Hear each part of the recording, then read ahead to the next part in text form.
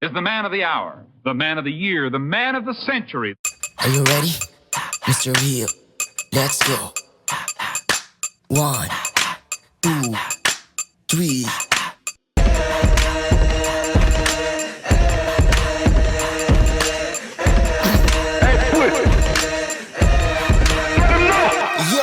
Daghan ako rap pero si Real ra ang nag-countdown. Mugawas ang bisan pagani og hard lockdown. Ako mo resume kumukalit lamog ka shutdown. Inosentihon pero bara nako mang lockdown. Nako mang gitumarang medisina sa akong utok. Inadlaw nga suwat bisan paganig utong tutok.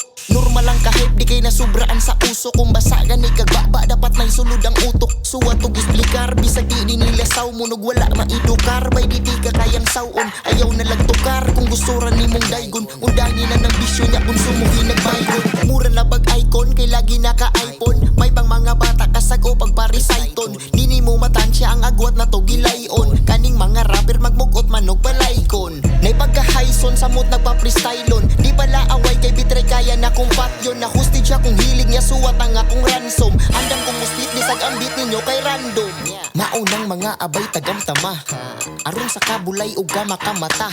Usapon ng kurat di dali nga mahala. Di ko nimo makitigi do wala ko'y mapala. Kay pipila ang nipila kilati sambanga. Upang pilpilang mga dilang pataka ragdada. Ang pagkasiga ang idiga di ang pagkabala. Saku ang tirang makahiwa murag na himala. Ug mataha bakaha pagkadungogs balita. Di lang hata ang kasa sa mga nagbalisa. Nahalata ang kagahi sa mga marama. Ug imposible nga madali sa puro ginara.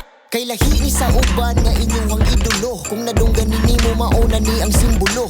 Lahig sinuwatan tagalingan ay titulo. Basig mo buto ako nga mura magpikulo.